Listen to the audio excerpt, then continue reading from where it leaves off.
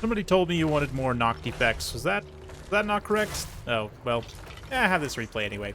It's actually the enemy here. Galrush is the submitter of this replay, and he is the Beastman here. Torok's the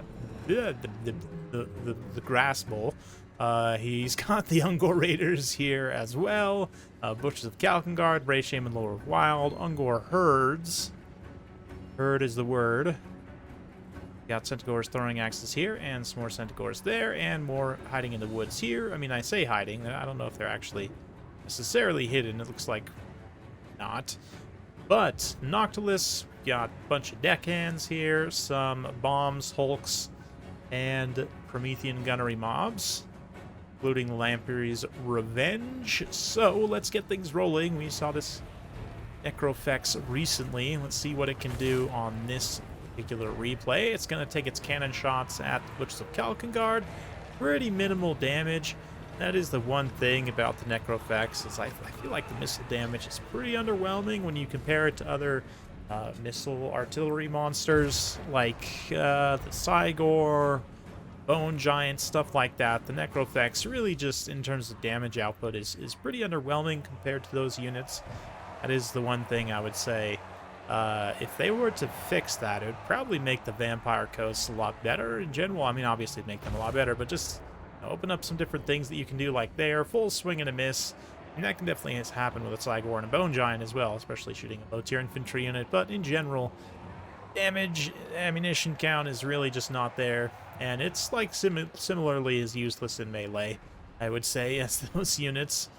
Which is to say, not completely, but mostly useless. But anyway, Bomber's going to come in, absolutely wreck this Ungor herd that kind of threw itself to the wolves here. But we have a little bit of a late developing push over on the far side. Centaurs going to be emerging over here as well. Centaurs making the play.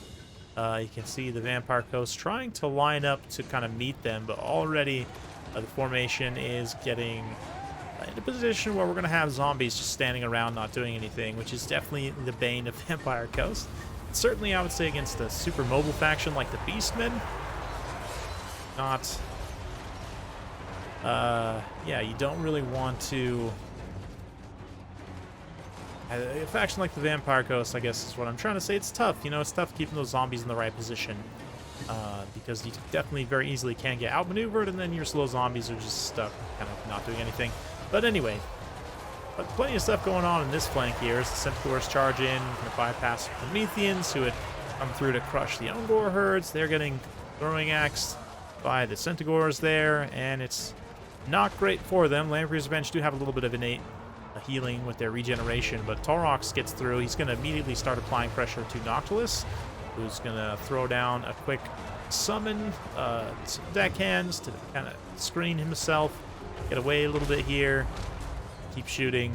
I don't know actually what he's shooting at, but yeah, unfortunately many times for Noctilus it would be better value-wise just to keep him on foot so he can get some anti-large damage in melee, like here against Torox, obviously. But yeah, Torox continuing to apply pressure there. Let's see if the Vampire Coast can bring in something that will assist.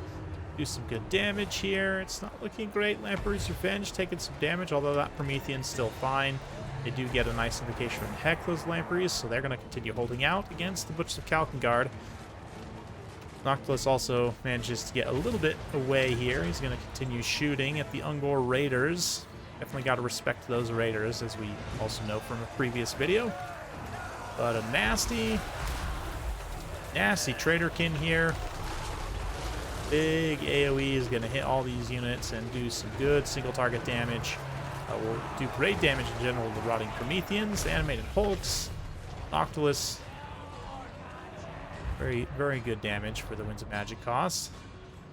But still plenty of Animated Hulks here. Prometheans also. The Lamprey's Revenge managing to hang around, at least for now. You have to be careful of those throwing axes. Although they're already crumbling. Yeah, it looks like another invocation of the Heck going to be used there. And this is a dangerous situation. Galrush kind of like lining up his Ungor Raiders for a beautiful side shot. Granted, there is some pressure from these deckhands here. But if Noctilus can get a few volleys down the side of these Ungor Raiders while they're running like this, that could potentially do some pretty devastating damage where you get you know, full contact, like 100% with those shots, but this unit of Prometheans that had been holding the line here for Noctilus is not doing too hot. Butchers of Kalkengard have also been taking some losses, but they're getting beat up pretty badly. We've got both sides kind of dumping missiles in here as well. So, yeah, the missiles in the back line for the Vampire Coast. We've still got some deckhands online.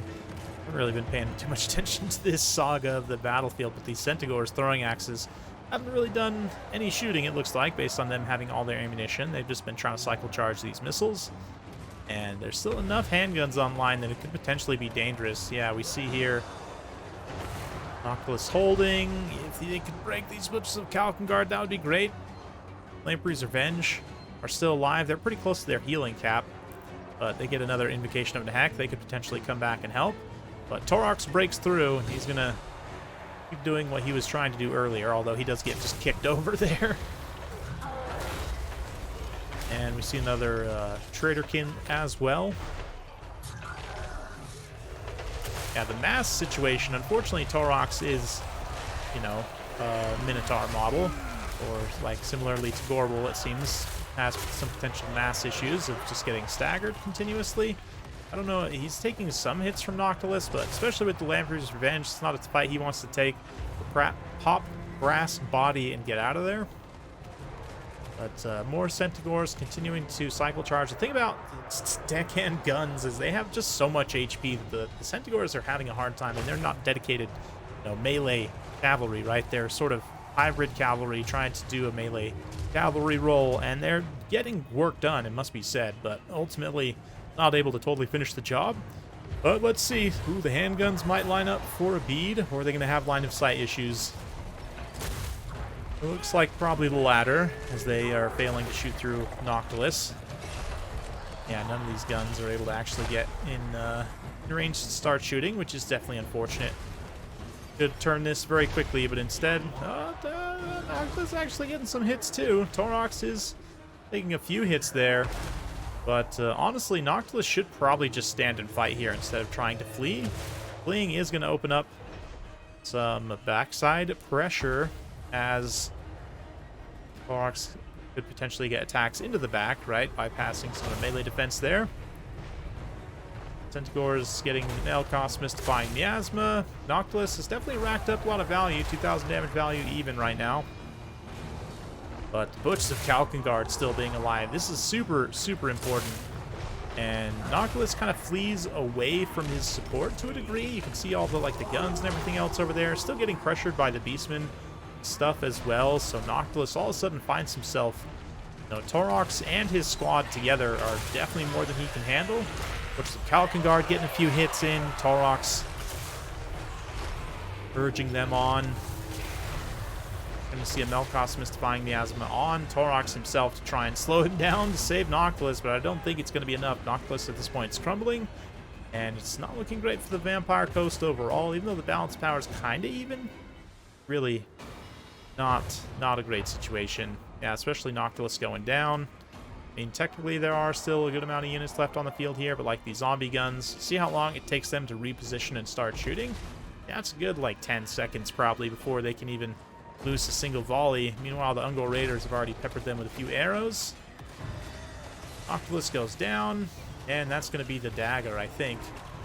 Vampire Coast. Yeah, you can see immediately the balance power shifts. We'll fast forward through the end as Torox and his bulls grind through what's left, pulling the Butchers of Kalkengard back so they don't lose too many more models. And yeah, Vampire Coast player throwing in the towel there. So interesting battle for sure. Yeah, the Noctifex, I forget what Red Salamander said in his comments, but anyway, the Noctifex here still ends up being fairly effective. If it, like, again, if the shooting attack was where it needed to be, I think it would have 100% paid for itself. It would be a really strong tool in this matchup, I think. But yeah, as it is right now, it still gets respectable value. Some of the bombers also, well, both the bombers actually pay for themselves, no problem. Handguns, decent job. 2 of them get shut down. 2 of them get their value back. The yeah, the animated Hulks was a surprising one. They just get crushed here and don't really do anything. So they're like the one aspect of this build. Like, I kind of get why you have them, but I also think there's something better you could take in their place. Not sure. Maybe some mobile pressure like bats and hounds. This is a tactic that I don't see a ton in it. Well, we'll talk about that more in just a second. Anyway, let's talk quickly about the value for Galratch here. Yeah, Torox definitely carries quite a bit of value. Not as much on the Traderkins as I would have thought, but Raiders also get some good value here as well. The Butchers of Kalkengard. Yeah, a couple of the Centaur's throwing axes, but in general, there is a funny thing you can do with any lord that has access to Dance Macabre, which is a spell, I think, that's a little bit underrated these days, considering what it does give you access to for both Counts and Coast. Giving a melee attack buff, especially if you overcast it for an area of effect.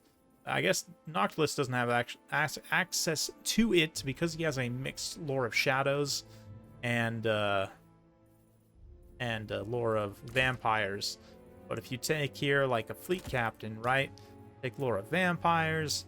Dance Macabre upgraded does give an area of effect, and it's extra melee attack in particular, which can, you know, swing a key mobile fight, especially if you manage to get a swarm with, like, let's say a couple of hound, maybe like one hound, one bat unit, or even 2 and 2. I mean, that's a decent amount of spend, right? That's like, yeah, like almost 1,800 value worth of resources. But get that overcast invocation of heck, these units, or sorry, Dance Macabre, these units can absolutely eliminate a unit of like light cavalry, for example, the Centaur's throwing axes. Extra speed helps them keep up, and the extra melee attack just means they're getting consistent hits. One thing, like, bats actually have decent melee defense. Their weapon strength isn't great, but their melee attack is pretty low. Dogs, on the other hand, have a decent charge bonus, decent melee attack. Their defense is not great, but both units definitely, because of their small collision size, they can swarm in. When you give them extra melee attack, they can be getting a lot of extra hits. So it's a tactic I used to do. I don't play Vampire Coast hardly at all these days, but no, when I do, when I have time to play Total War Warhammer, I tend to, you know, play other things. But it's a tactic I have used in the past. I don't know how well it works in the current meta of things, but it is probably something you could try and do to catch someone off guard, especially in an engagement where you might want to try and get a little bit more of a mobility, sort of at least even things out, or get maybe even an advantage if you really try hard. But against a faction like Beastmen, the best you could probably hope for is to like try and thin out their Centaurs a bit, and you know, potentially protect those squishy missile units. But you guys will have to let me know down in the comments below. Like, do you think, you know, optioning out the animated Hulks for something like a fast mobile hit squad would have been better or worse? Let me know your thoughts. Hopefully you've enjoyed this. If you do like this sort of content, be sure to like and subscribe, hit that bell notification. You know the drill. Thanks again. We'll see you next time.